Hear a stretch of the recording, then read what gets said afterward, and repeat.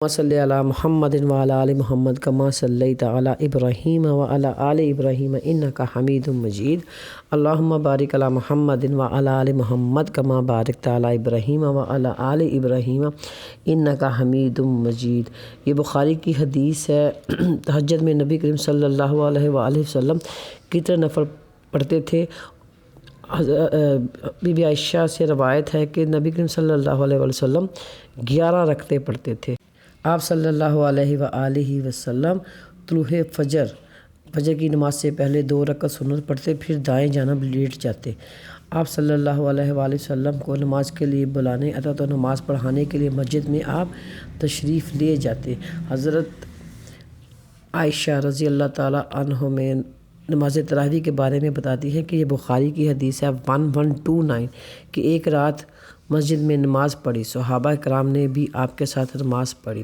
دوسری رات بھی قیام اللیل کی بات ہو رہی ہے، یعنی کہ تراویح کی بات ہو رہی ہے، تو نمازیوں کی تعداد بہت بڑھ گئی۔ تیسری اور چوتھی رات پورا اجتماع اکٹھا ہو گیا، لیکن نبی کریم صلی اللہ علیہ وآلہ وسلم اس رات نماز پڑھانے کے لیے تشریف نہیں لائے۔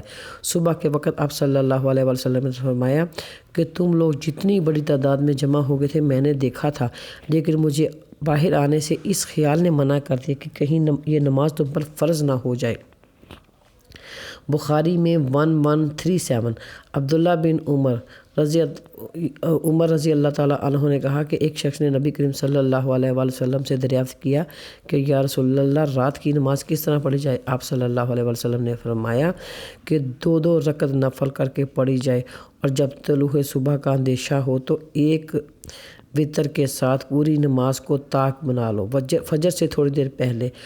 صحیح مسلم کی حدیث ہے 483، اس کا انٹرنیشنل نمبر ہے کہ نبی کریم صلی اللہ علیہ وسلم کے سجدے کی دعا ابی ہریرہ ان قول کان نبی یقول فی سجودہ اللہم اغفر لی ذنبی کلہ دکہ و جلہ و اولہ و آخرہ و علانیاتہ و سرہ، کہ میرے تمام گناہوں کو اللہ بخش دے، چھوٹے اور بڑے، پچھلے اور علانیہ اور چھپے ہوئے گناہ کو۔ بخاری کی 812 یہ حدیث ہے کہ جب 2 زانوں کے رخ بیٹھتے ہیں تو انگلیاں قبلہ رخ ہونی چاہیے۔ ابن عباس رضی اللہ تعالیٰ عنہ نے سے روایت ہے کہ نبی کریم صلی اللہ علیہ وآلہ وسلم نے فرمایا کہ مجھے 7 اعضاء پر سجدہ کرنے کا حکم دیا ہے: پیشانی، 2 ہاتھ کی ہتھیلیاں، دونوں گھٹنے اور دونوں پاؤں کی انگلیوں کے کناروں پر سجدہ کرنے کا حکم دیا گیا ہے۔ دوران نماز کپڑوں اور بالوں کو نہ سمیٹنے کا حکم دیا گیا ہے۔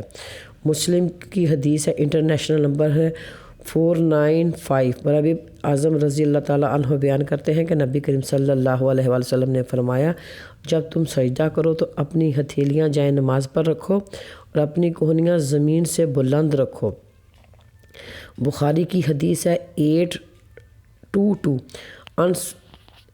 حضرت انس سے روایت ہے کہ نبی کریم صلی اللہ علیہ وسلم نے فرمایا کہ سجدے میں اعتدال رکھو، تم میں سے کوئی شخص اپنے بازو کتے کی طرح نہ بچھائے۔ صحیح بخاری کی حدیث ہے 1154 کہ جو شخص رات کو بیدار ہوا وہ یہ دعا پڑھے، یعنی کہ اکثر ہماری آنکھ کھلتی نا تہجد کے وقت تو وہ یہ پڑھے لا الہ الا اللہ وحدہ لا شریک لہ لہ الملک ولہ الحمد وہو علی کل شیء قدیر۔ پھر اس کے بعد الحمدللہ پہلے پڑھ لیں یا تیسرا کلمہ سبحان اللہ والحمدللہ ولا الہ الا اللہ واللہ اکبر ولا حول ولا قوۃ الا باللہ العلی العظیم، کہ نہیں ہے کوئی معبود سوائے اللہ کے، وہ اکیلا ہے، اس کا کوئی شریک نہیں، پوری بادشاہی اسی کی ہے اور ہر شے پر وہ قادر ہے۔ اور دوسرا ہے کہ اللہ کی ذات پاک ہے، تمام تعریفیں اور شکر اللہ کے لیے ہیں، نہیں ہے کوئی معبود سوائے اللہ کے اور اللہ سب سے بڑا ہے۔ اللہ کی مدد کے بغیر کسی کو گناہوں سے بچنے کی طاقت نہیں اور نہ نیکی کرنے کی ہمت ہے۔ اس کے بعد اللہم اغفر لی پڑھے، اللہ مجھے بخش دے۔ اس کے بعد اللہ سے جو دعا مانگے گا اس کی دعا رد نہیں کی جائے گی۔ پھر اٹھ کر اچھا وضو کرے اور تہجد کی نماز ادا کرتا ہے تو اس کی نماز بھی قبول کی جائے گی۔ آمین یا اللہ پاک، آمین۔